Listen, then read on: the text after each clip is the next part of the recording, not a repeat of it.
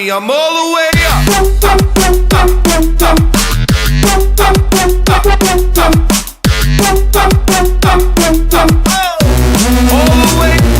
All the way up.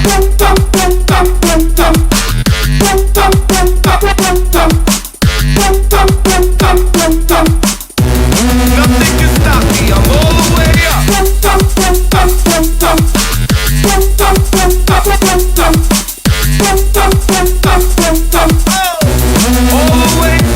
All the way up.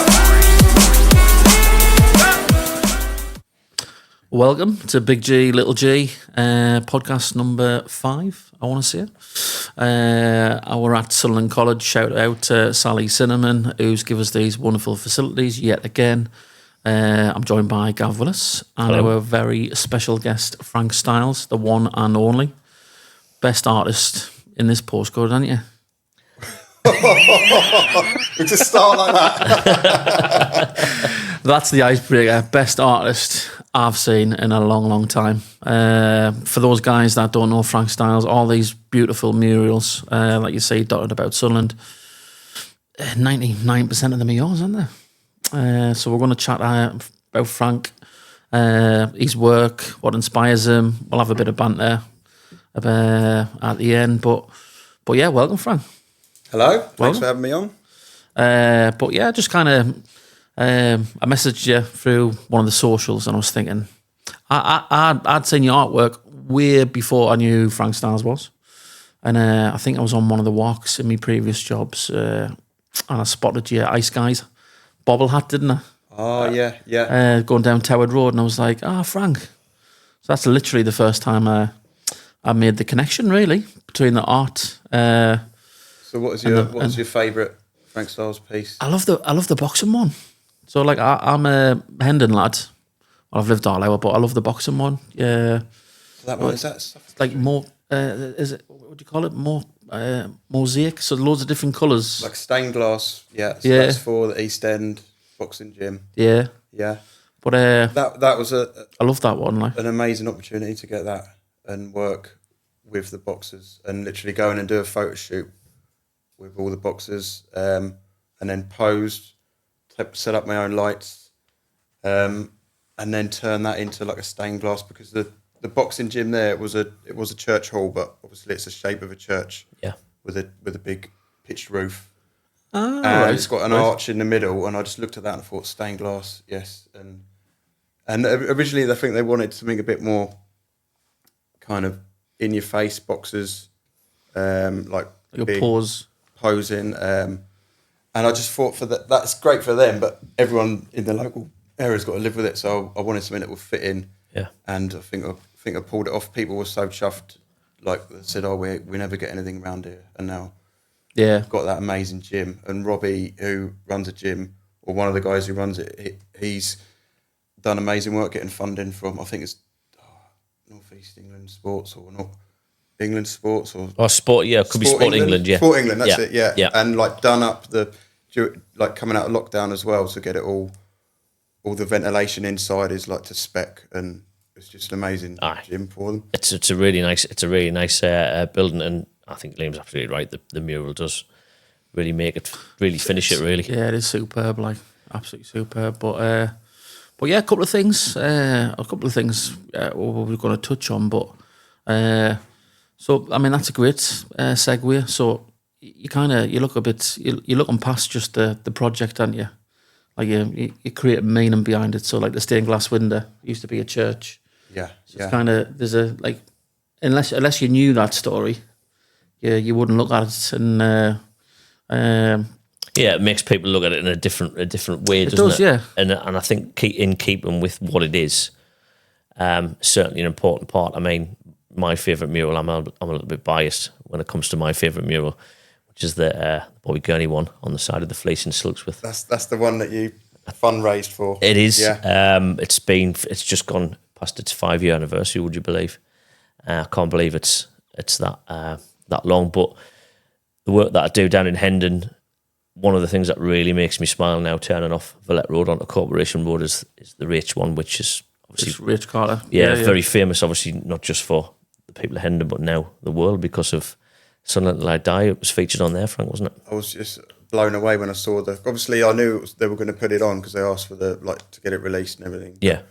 I maybe should have said I wasn't paying, but they said, "Oh, we haven't got any money, but will you let us put it on?" I was like, "Well, you can't really knock that, and it's part of Sunderland, but just how that title sequence is just stunning. Oh. So I'm so proud to have it on there. Yeah, I think that mural is the issue with that mural is it's the wall it was painted on was no good, and originally when we did that project, there wasn't we stretched the funding we had for funding from one mural to got a bit off the Arts Council to then do 5 murals. So didn't have the money. I mean, it could have been done with re-rendered before we painted that wall. So it's flaking, and there's just no real way around it. I have gone up once before and kind of patched it up, but it's still flaking off. So it's the substrate underneath. So really, there's no way around it. It needs completely taken off the wall. Really? There's only. I mean, otherwise I'm just patching it up every year or two. It needs taken off completely and then putting it back on. And it's just the funding for that. It's not an easy wall to access. You need a cherry picker. You do, because it's above a roof that isn't. I can't put ladders on that roof. It's not very stable. So the whole building's dropping a bit now, isn't it? So so obviously no one wants to pay. The people who own it, I think it might be owned by a bank, and there's different pubs in there. But I'd really love the opportunity to get back up and do a job on that. I think I read somewhere as well about because of its proximity to the sea, the salty air sort of doesn't really do it any favours either, especially if the wall's not as you would normally paint on. The salty air might break it up a lot quicker than it ordinarily would, possibly. Possibly, yeah. Yeah, I know our wall in Silksworth was prepared properly, it was graded and it was painted properly, and it still looks like it was done yesterday. So I see your point, but if you do get the chance to do Rach again, make sure it's exactly the same. Yeah. Or as new as, damn it.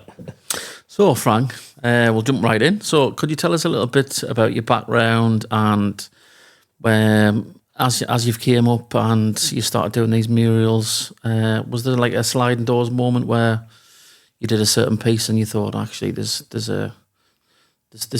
what I'm moving towards. This is certainly something I'm. I think it's kind of gradual because I came up to study something else like electronic media design, and then within the first semester at university, so this is in 2003, I swapped to fine art because it was the fine art was easy. You didn't have much of a brief. It was just go and paint something, so that fitted in with what I wanted to do. So university, and but they didn't encourage the spray painting. But anyway, at that time I was going out and doing bits of graffiti and whatnot. But what I found really helped my painting was access to places to paint. Like where I grew up in Tunbridge Wells, there was probably one spot that you could go and paint during the day, and to access that spot you had to go. You were basically underneath a dual carriageway up against a railway line, and you couldn't. Once you were there, you could spend all day there, but getting there, you literally had to leg it across it was not the best. Not the best of places, and you're at risk of getting arrested for trespassing. But when I was painting in Sunderland, it was down behind the docks in Hendon, the old, I think it's old coal staves. Yes. Where they would load up the coal into the trains. But obviously that was been abandoned for years, and there was just 2 huge walls coming down like an open air corridor, and there was just eyes pieces all along.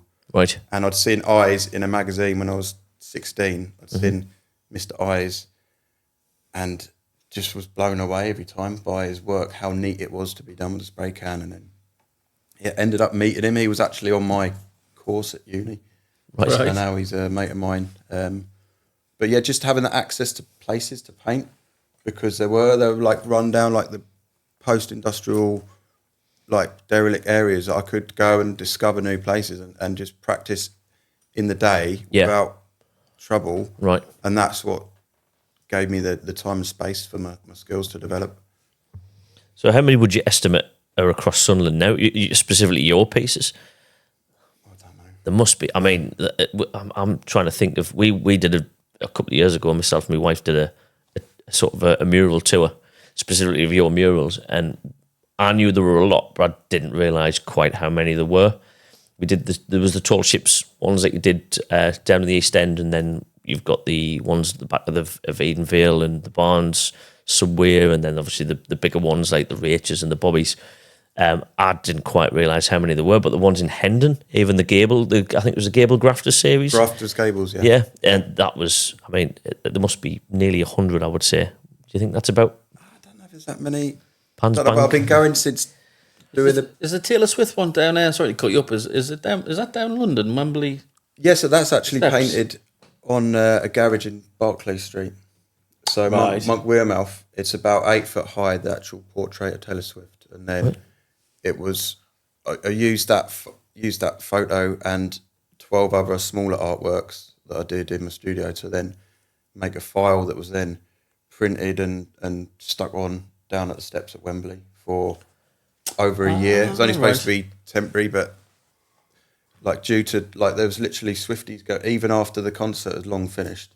Swifties going down just to get a photo with it. Get a photo with like it, yeah, queues, honestly queues, like they'd never known anything like it. And that's not because of my artwork, that's because of Taylor Swift. But I did got to work out how to use a perspective and put her face on the steps.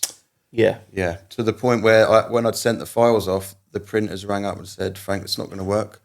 They said, "Forehead's too big, and we can't print this because of the printing costs are astronomical because of the size of it. Yeah. Right. Each step is 4 meters long, and there's 3 sets of 4 lots of steps. There's just hundreds of stairs there."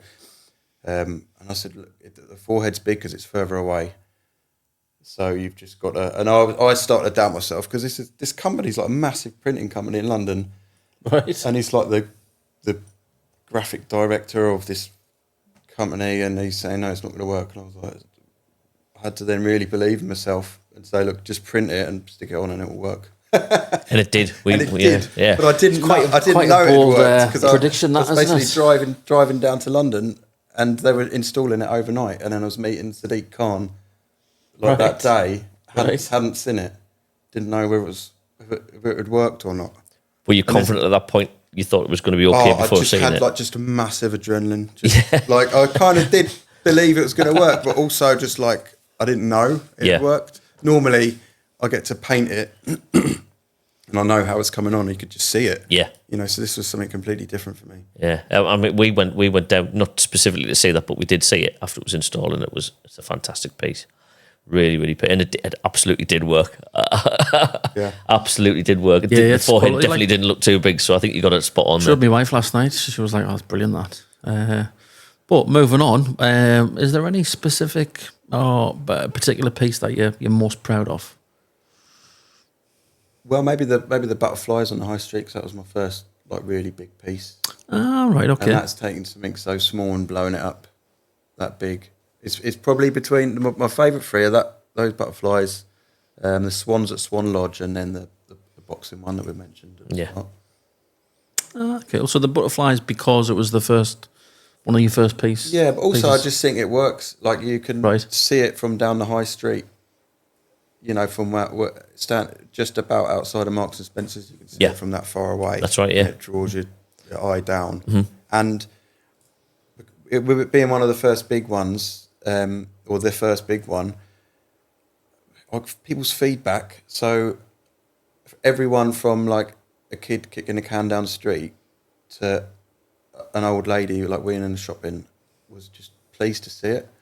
Because the kid can understand, you're using spray paint, that's mint. And then the old lady was like, well, it's a massive butterfly and flowers. It brightens up the place. Yeah. So the enjoyment, and people just stopped me and said, thank you so much for doing this. It's really brightened up the place. And that's like my whole like reason to paint really is to make the place look nicer. And I try and paint beautiful things because like a lot of artists are scared to, or they might appear to be scared to like strive for something beautiful. But I think that's what I'm trying to do. It certainly does brighten that part. So I know they're going to be working towards more development down that sort of side as you head towards the East End and the docks and things like that. But it's because it's been there for so long. It's actually synonymous with the area. It doesn't finish the area, but it starts the area. If that makes sense. Yeah. It's a really nice piece. Yeah, really. Do you know, it's absolutely, for the want of a better word, it has brightened up the city. Like it has. Yeah. Even the lighthouse with the lightning bolt. That's yours. That's not mine. Is that not yours? No. but I like that one as well. It's these little nuggets when you're walking around the town. You go, oh, that looks ace. Like, it's good actually that now there's because before, like, literally every mural was yours. painted. I organised a street art festival in 2013, and a few got painted then that like were by people I'd got in, and that was great. But a lot of them buildings were knocked down. So now there's been a few murals painted in Sunnyside by other artists, and that Lighthouse by Dodd. So it's just nice because I don't want to have like a monopoly on it. I'd rather. And when I organised the festival in 2013, I got Irony in to paint a portrait because I wanted. At the time, I hadn't done many portraits, and I wanted, to see something decent, like to see a decent, massive portrait. And that was on the back of Liverpool House. It was a girl's face with like freckles. I think that was called Alice in Sunderland. Right. But that was an amazing painting by Irony, and just watching him, like, he's basically just looking at the wall. Like, you've got to just look, and then just tweak it. Just spend ages on it. Yeah, it's all right. Because there's that one down. Sorry to cut you up. There's that one down Sunnyside where it's like hot rats and there's musicians. Was that a collaboration of artists? That was a couple of artists, but mainly me. Right. But that was kind of underfunded mural. It was a bit like I didn't have long to work on that, so it could have been. So I decided to do some wheat pasting, so I could get. The idea was to put Sunderland musicians on, and also that wall is supposed to be open to any artists who want to go and paint that wall. They can. If they want to go and paint something musical on that wall, right, they can. So, but the idea with the wheat pasting is that it's more accessible. Anyone can kind of print it out and stick it on. But they've all washed off. Yeah. So that's my inexperience of wheat pasting. Like there was Emily Sanday on there, and hers is washed off, and well, a lot of them. I did paint some bits on.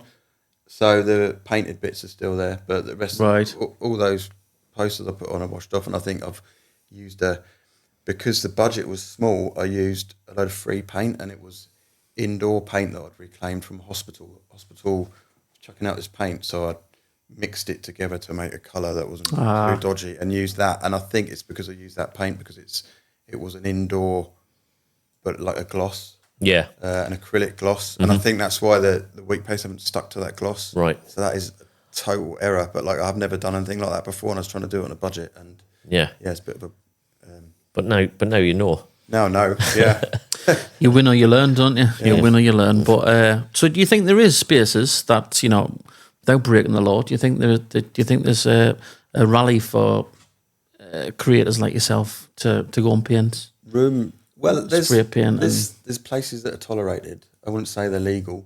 Right, okay. But the police don't go down there generally, so you can get away with it. But also I think in Sunderland there is an opportunity for people just to go and paint in places that will be seen, and because there are derelict buildings and run down stuff, and generally if you don't upset anyone, then and no one complains, then why not just go and paint these random spaces? Anything that's going to make those areas more vibrant, I think is only a good thing. You see I think a lot of people's experience of sort of, I don't know what the correct term is for it, Frank, but like fly graffiti, but some really, really good pieces of artwork you see when you're on a train or things like that. But there are so many spaces in Sunderland, and it would be interesting to find out if there was scope to put or to have some designated areas for young artists who might be inspired by yourself and by other artists and the murals that they're seeing in and around Sunderland to go and create their own.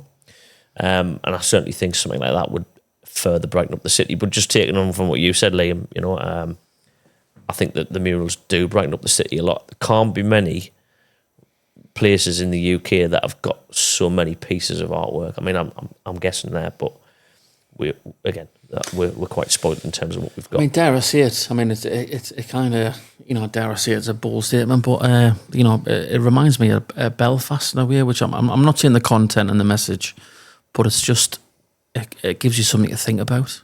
Yeah, something to look at, a space to look at and deeply think about what it means to you. Mm-hmm.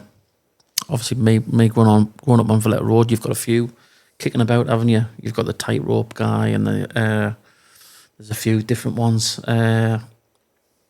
It's just a space to make you think, really. But with that in mind, do you feel like you can be picky now about what you do? Do you feel like you've got the pick of the? Possibly, but I'm always still living job to job. You know, because I haven't got a salary and I need to get, you know, feed my family. Yeah. So I mean, like hopefully I'm busy. I've seemed pretty busy, but you know, I still paint like smaller stuff for businesses, restaurants, bars. I'm trying not to do like kids' bedrooms, that I find can be like a lot of work compared to sometimes in the bigger, because people want specific things and it's a smaller space. So for me, painting smaller is harder. Right.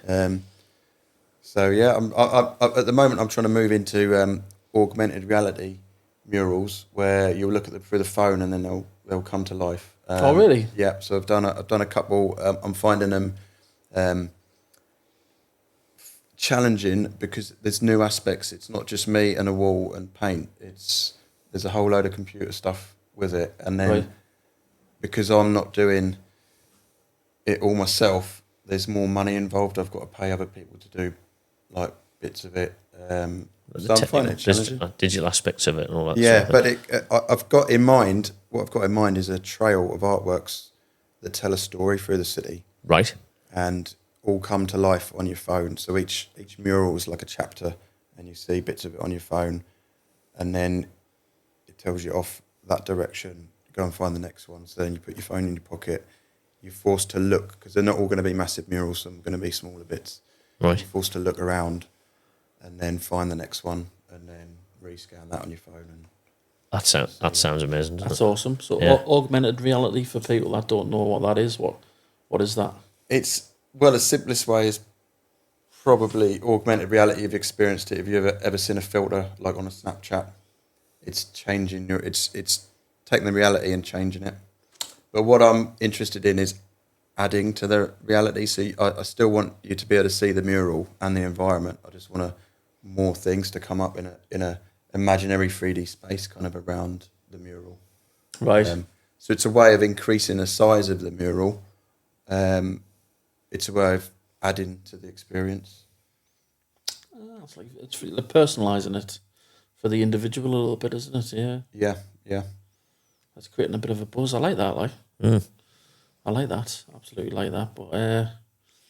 But yeah, in terms of any projects that you've got going on, I seen you at the Unity thing the other day on your socials. That's with your stencils. great, isn't it? Yeah, the unity of the community. Yeah.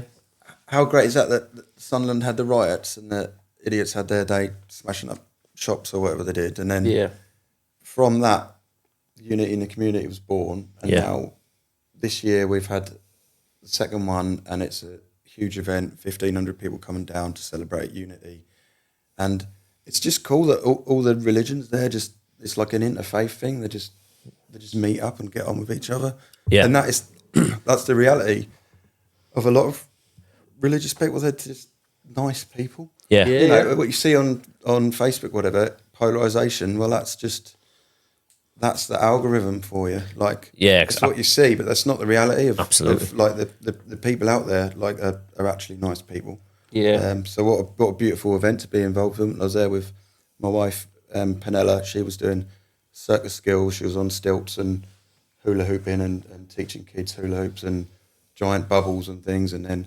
my son Bobby came and like Penella's training him up to be in the circus act with her. So he's on a unicycle and he's taught himself unicycles. I saw that. Yeah, just next to the church. So he's only 10 years old and he's cycling around, and then he was coming to help me spray stencils. So it was just, I feel so proud of him. Absolutely, so you should, yeah. I think you're right touching on what you said. I think Sunderland is very much a multicultural city now, more so in the last five or 10 years, possibly.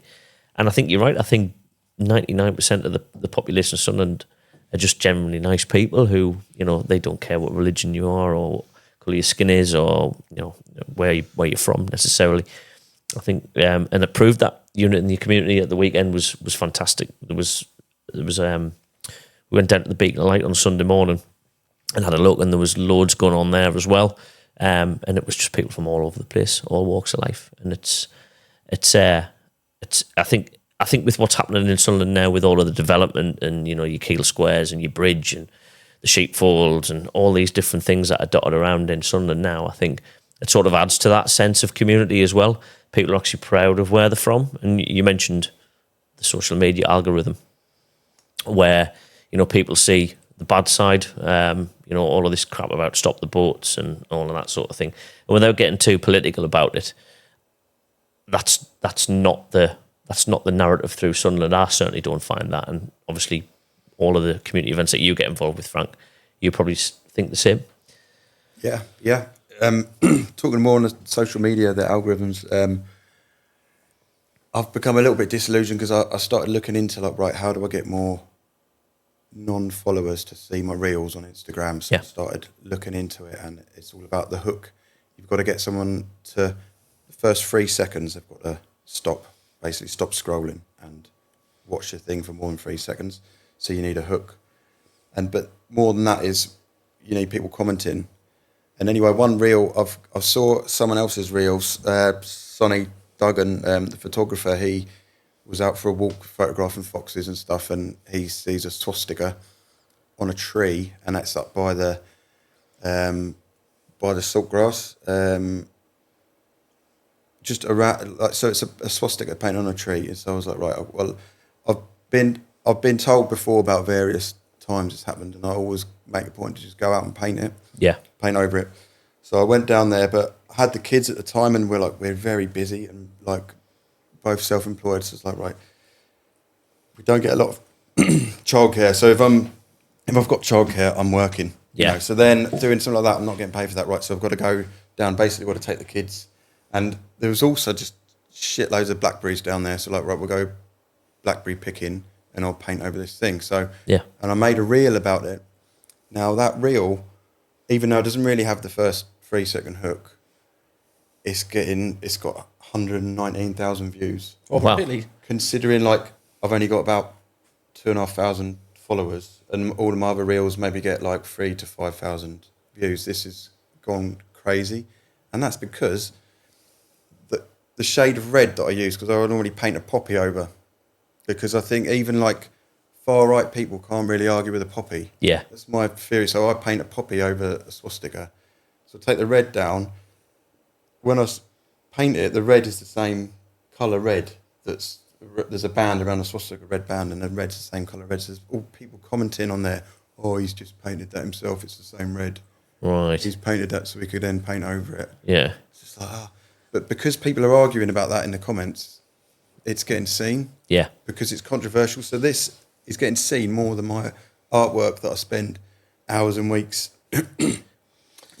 putting my life into the artwork. You've literally just popped down there with the kids and done that. So that's just social media in general. Doesn't matter what good's going on in the world. Like, I love that message. First of all, I love that message of like just doing it on your own back, on your own time. There's no financial gain in it, and then making a thing with the family, which is brilliant. When I'm listening to you now, I think of like the kids are not on the tablets. You're out and about, you're doing stuff, you've incorporated it. I love all that, but the undercurrent is it's the car crash theory, isn't it? Mm. People go, oh, don't look, but then you look, don't you? Yeah. And we need to do something controversial at the start of our podcast, don't we? You do, yeah. Do you know what I mean? If the stuff smash up the studio. Well, I wouldn't go that far, like, you know what I mean? Graphics for this podcast should be like the swastika and painting over. Do you know? And then that's like, oh God, there's something controversial happening there. Yeah, but that's not what we're talking about. We're talking about community, making the place look better, painting. Yeah, I think that's a great idea. Yeah, let's look at the swastika. It's a peaceful symbol, isn't it? Anyway, but let's not go down. Yeah, we're not going down that route too much. But I watched one of your videos, and naturally I picked up on some of the language you were using, and it was been in a flow state. And it's something I've been interested in, and I've heard people talk about it on podcasts, and I've dipped into some of the Buddhism perspectives on it, and I've experienced it without having a title. So I remember during lockdown, I did a lot of running. I think in running they call it a runner's high. where you're just like you've just reached this, like you've locked into this level of effort that's really comfortable, and there's a sense of control, but there's not there's a sense of control, but you're just getting carried away with it, and it's just like it's just a brilliant state to be in. You might find it in art, you might find it in football. I was talking to you before we started, like Lego, just really mindful. Like you're in this little zone that you can't. You've almost lost your sense of self in it. But it's like it's not something you can just kind of.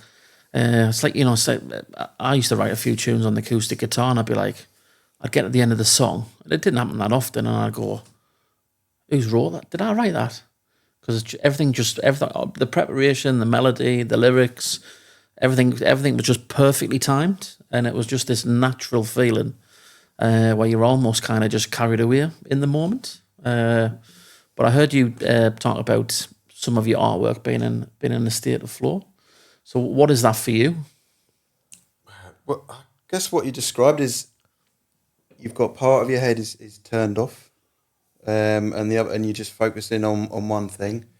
Now I think it could be, imagine if we're hunter-gatherers and you're just walking along, you maybe like you're looking for mushrooms on the floor, or you're hunting, you're tracking something, and it's just you've got a task, but it's not that task isn't taking up your full head, so you can kind of turn off half your head and then just focus and find the flow.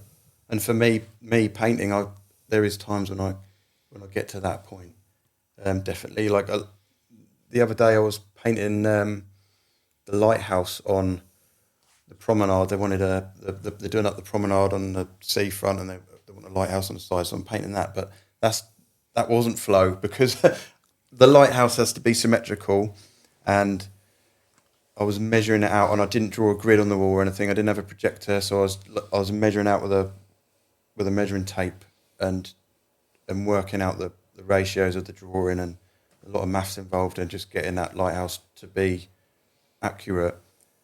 That wasn't flow, because I was having to measure and think about it, and so a flow, or like you were overly conscious about that. Yeah. So like the parts of the Taylor Swift mural, parts of that were flow, where I've got abstract lines over her face, and that is like I've got to like turn off and really relax, and then I've painted the portrait mint, just a blank portrait, and then I'm getting a fat cap which makes a large line with a spray paint, and I'm putting a line of purple like right, big swoosh right across the face. So I've got to be totally relaxed so that you can't like falter. Yeah, you've just got to do it. Mm-hmm. And a lot of graffiti is like that. You've got to do it like when you're learning how to use a spray can, you can't overthink every line. You've just got to do it.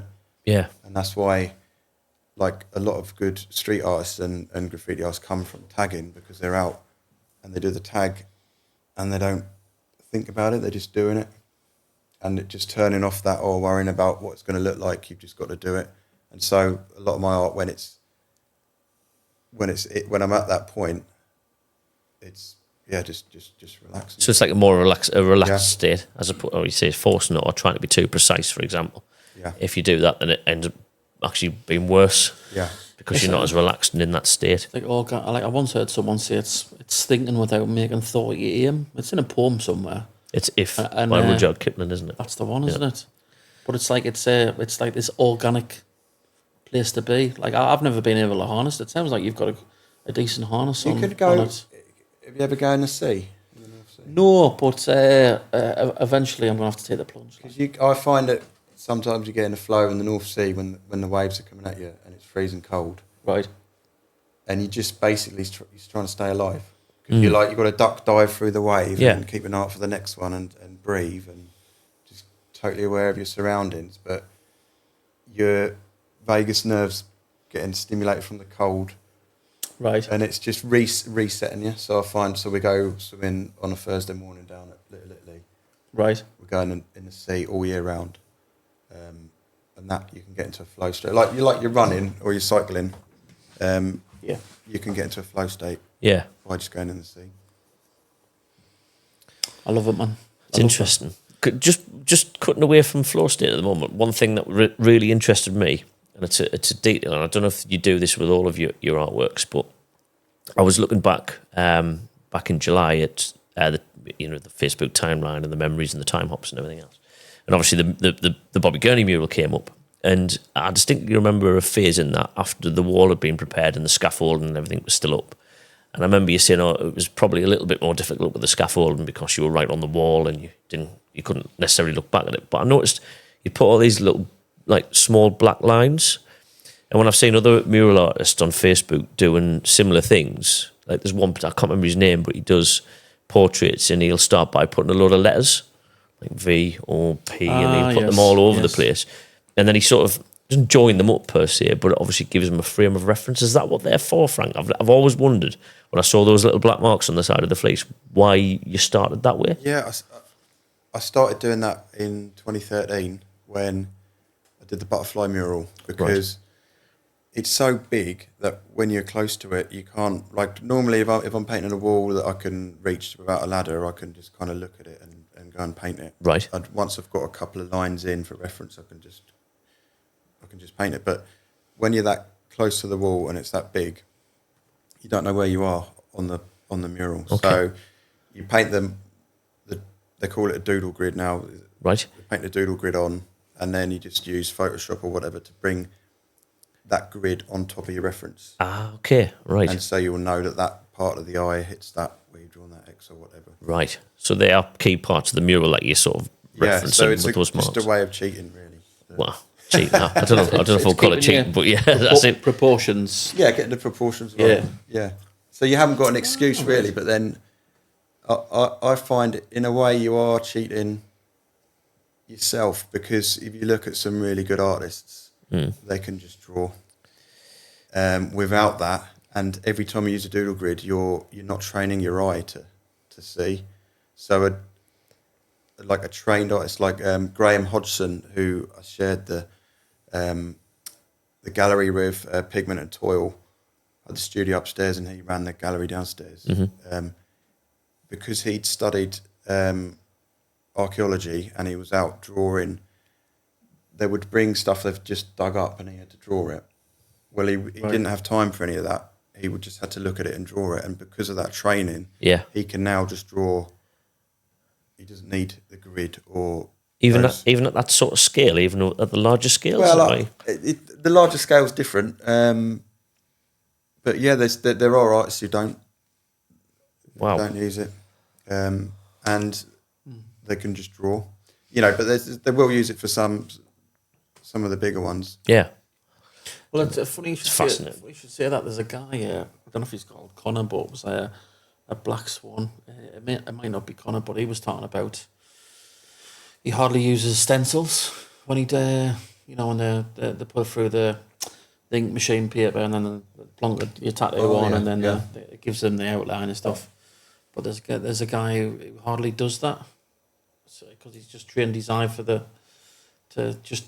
Will he draw it on first, like in a pen, or will he just? I don't know that part, but someone was showing us. I was check this guy out, and they were saying like, he doesn't use, like, he'll have a picture and he'll glance at the picture, and then decide what his proportions are, and and all the symmetrics, I suppose. Rather than it just being like, you've seen someone put a tattoo on and they'll literally just go around the lines. It's hypnotic, isn't it? When somebody's so good at it that they can just look at something and then recreate it. Yeah. Because I think like once you've trained your mind and your eye to do that, it's just like, for me, I look at it and I go, wow, the level of confidence, like the pressure. Yeah. But I suppose it's practice. Yeah, I never want to do tattoos because you can't go wrong. Like if I go wrong all the time, and then I use the white paint like an eraser. Yeah, you've got like a get out of jail code, haven't you? Really, I suppose. But when it's on your skin, it's a little bit different. Yeah. I'll do that. So, are you working on any larger pieces at the moment, Frank? I'm working on a little one in Silksworth Recreation Park, Welfare Park, at the moment, and then I'm just working on plans for the augmented reality stuff. Right. So I've got different funding bids I'm doing, and nothing's signed off yet. So I'm just working on that at the moment. Is that like a long, medium to long term sort of project? 'Cause it sounds like with the amount that you're going to have to put into it. Like the idea I want to do, I costed out and it's 120 grand. Wow, Getting that kind of money, it's a lot of money, isn't it? like crazy. So I'm having to scale back my ideas and do something smaller. But I want to be clever and get a much smaller project that could actually fit into the bigger project. Right. Okay. But it's in like arts funding is always Difficult to get a hold of, isn't it? Yeah, and there's a lot of people apply for it, and then so just wish me luck. Oh, well, good luck with that. Yeah, absolutely, good luck with that. I'd love to see that come to fruition. That'll be brilliant. Can I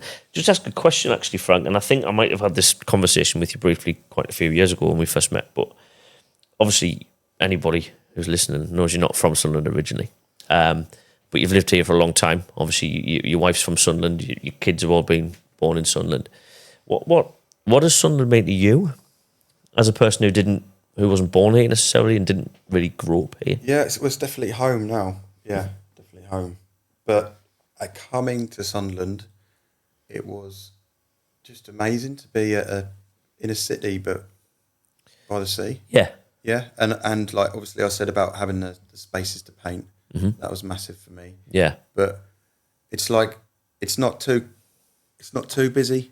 You know what I mean? You can drive most places if you want to drive. I can cycle everywhere. Yeah. In the city centre, it's not massive. I can cycle everywhere.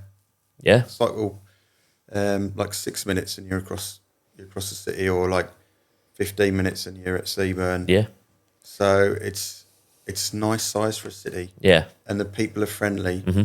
I think when I first arrived, I had a chip on my shoulder, and I think, like people are gonna not treat me right because I'm an outsider. But that was just all me. Yeah. That was all in my head. All and then when I just got over that, I was like, well, actually, no, people don't bat an eyelid. I mean, I did used to get more like, oh, where are you from? Yeah. Like the first thing people would say, I was like, oh God. And then I used to say Pennywell, and that just threw them off. But now my kids are Mackhams, and I was buying some books for the kids.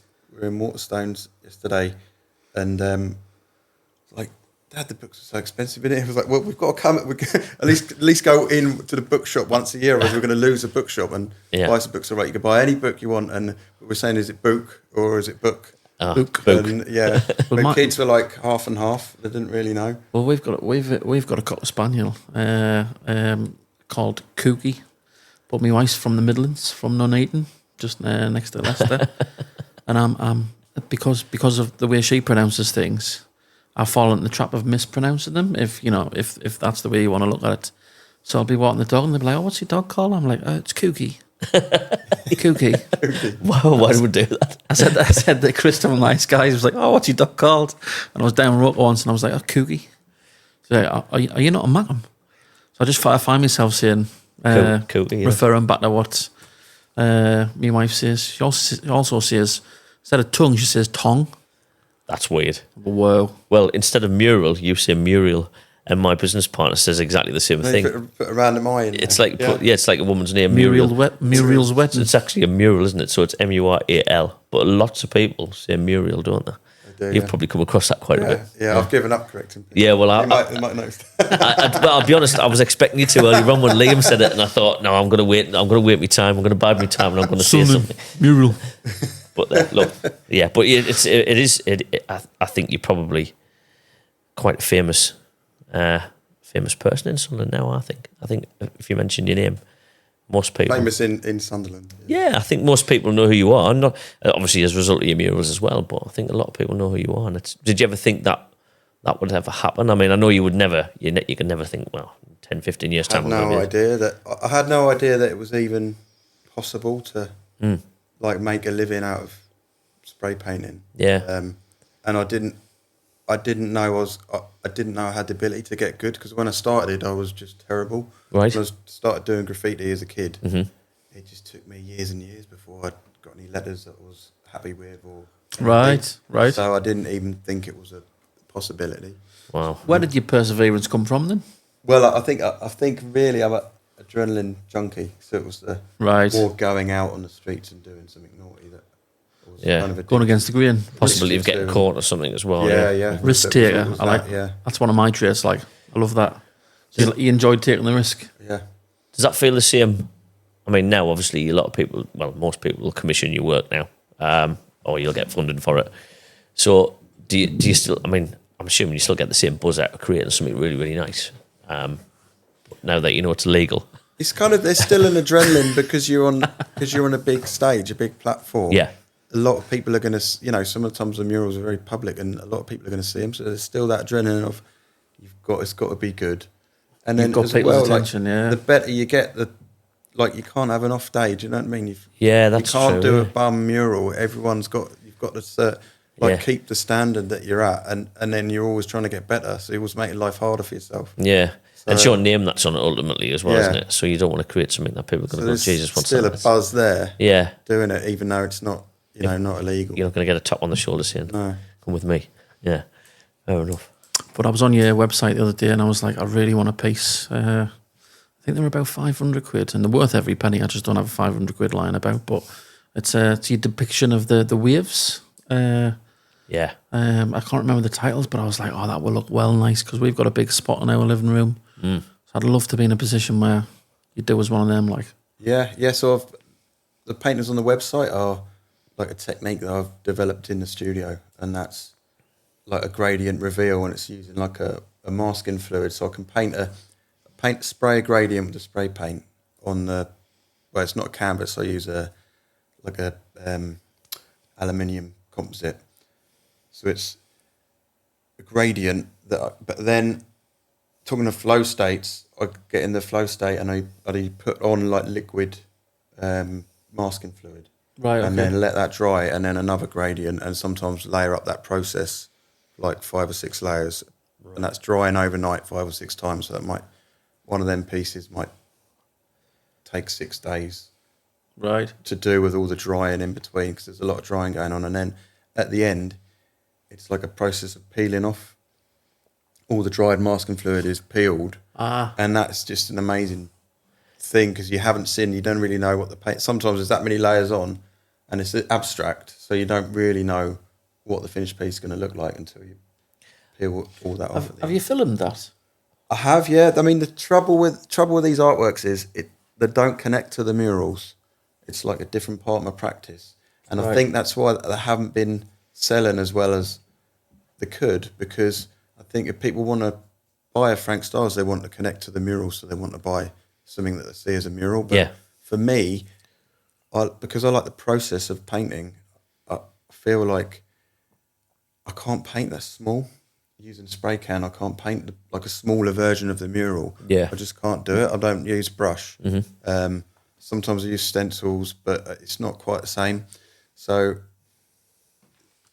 in the studio, I've developed a different technique, and now that doesn't really fit in with the murals, which I think is why they haven't been as popular. Right. Okay. I know when you the mural that you did when we back in the day, it still looks with the screens. You did some screens, didn't you? Which we raffled. Yeah, the screen print. Yeah. Yeah, and I suppose that's completely different. It's a different method altogether. So you can pretty much recreate what was on the side of the wall as a smaller piece of artwork. Yeah. But I get your point with. But also with the making artworks and selling them, it is hard. It takes a lot of time, and then you've got stock. So you've got artworks that you have to display in a gallery, and then you have to sell. And if you even putting them on the website, you've got to photograph them, you've got to write the blurbs, you've got to put all that in, and that all takes time. Whereas if you say to me, "Oh, come and paint this mural, and I'll pay you," that's just it's a one-off, and it's just it's a lot easier. And for some reason, people are more happy to part with money to paint a bigger mural, even though there's less time gone into it than a smaller piece. So, like financially, I've found the murals are easier. I'll make most of your income, I suppose. As opposed to the like smaller pieces. making money as an artist who makes paintings and sells the paintings is just extremely difficult. I know many people who are doing it, or trying to do it, and even some amazing artists. When you like Was Oliver, for instance, he's a photorealistic oil painter, and his work is absolutely stunning. What's his name? Was Oliver. Right. So, but when he's worked out the hourly rate that he was on, Yeah. it's just you know, the paintings, to get like a minimum wage, they would have to sell the painting for like 10 grand easy. Yeah. And people just haven't got that money. Yeah, for the amount of time he spends on it. Yeah. There was a guy, unhelpfully, I forget his name, but there was a guy I worked with at Sky, just on sales, you know, inbound sales, and he was phenomenal. Like he was coloured pencils, and he used Porsche pens on certain different pieces, and it was unreal. It was like looking at a photograph. He'd do like all sorts, you know. People would pay him, but he'd be like, "Look, I've spent, you know, so much amount on the gear. This is how many hours it's taken." And I couldn't believe it. He was just sat next to me working in sales. I was like, mate, people would pay him, and he'd do like a Game of Thrones or a Doctor Who, and it would be like a collage, you know, where it would be the side of someone's face, and then there'll be smaller characters in the background. And I'd be like, they're phenomenal. But he was like, yeah, well, this has taken us 10 hours and I've spent X, Y, and Z on it. So this is what I need. This is what I need to charge. And I was like, God, that's worked out as an hourly rate, and it ends up being really, really expensive, doesn't it? Seemed like such a shame. Like, but anyway, moving on. What I wanted to ask you as well: have you got any advice, looking back at your time, and your trials and tribulations? Have you got any advice from any young artists that are still not developed and they're not sure which direction they're taking? And what would you say to those sort of artists? Yeah, don't do what I've just said. But even if you're that good, it's just so hard. So keep that going. I would say always keep drawing and painting like small. That's your thing. But you know, do what you need to do to make the money in the artwork. Because if you get the job at Sky, then when you come home, you're knackered and you haven't got time to do it. And when I first left uni, I was like living in a warehouse that was turned into a studio, and because we get the building for free, and I just didn't have the money to run that place and rent a flat or something. So I turned the office into a bedroom, and I lived there. And I think it's only for a year or two before I met Penella, and then she used to get pissed off because I'd go around and she was like, "You're only coming around here to use a shower," because I didn't even have a shower in this warehouse. But like, do what you need to do, but also like get out there and just do stuff. Right. Because that when you're beginning, you do have to maybe do stuff for free, or just to get out and network and meet people. Yeah, it's a trade. It's very much a trade of patience as well, isn't it? Yeah, you can't do it to make money. You've got to do it because you love it. Yeah. It's got to be a passion. Yeah, and then if you keep chipping away at it, then you can get there. Champion, mate. Well, we're going to have a bit of a crack here. We're going to play a quick fire. Would you rather questions, mate? Right, go easy. I can't. I got told of someone that I can't assume whether these are going to be difficult questions. So, we'll start off nice and easy. Coffee or tea? Coffee. Art or music? Art. God or science?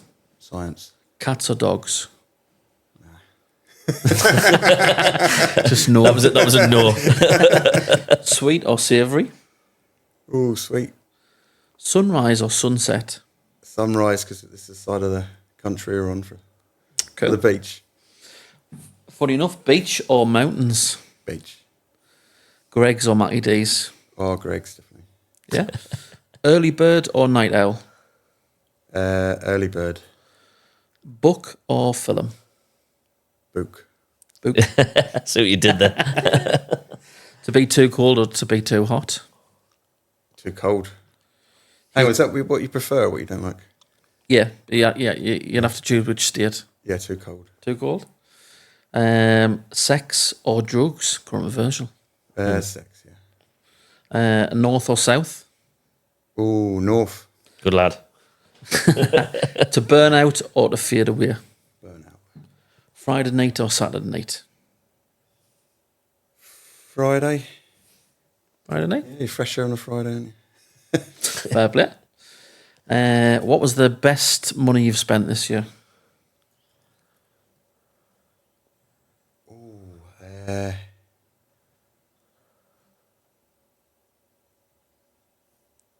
don't know, I just guess feeding the family. Right. It's a solid one. Well, the question was, what's the best £100 you spent this year? Yeah, food, yeah. Fair play. What's one song that instantly lifts your mood? All the way up. All the way up? Yeah, specimen A in decline. Cool. And what's one book you've reread? Oh, The Tale of Two Cities by Charles Dickens.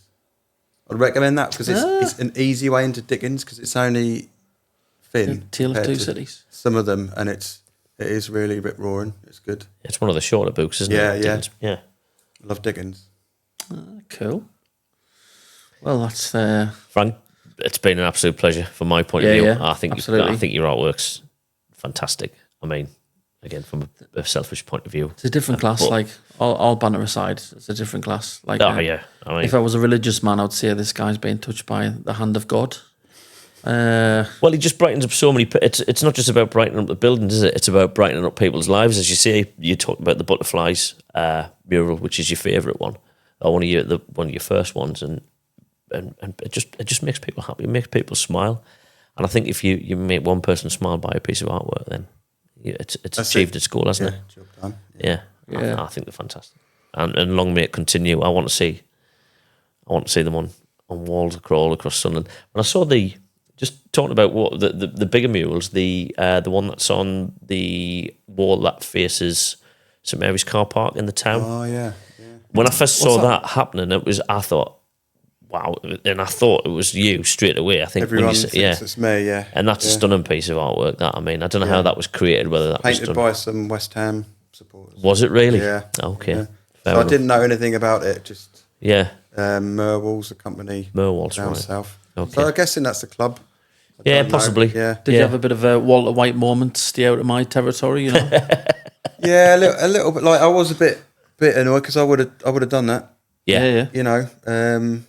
And I've been here painting Sunderland players for years, so for them just to Yeah, I'm quite just go surprised they and get, didn't give you the someone out option. of town, yeah, without even mentioning This it. is what can you do? And I know sort they of would have thing. charged like, you know, it's a big company. There's It's a big old wall as well, There's- isn't it? Could you not? Yeah. Could you not challenge them to a spray off?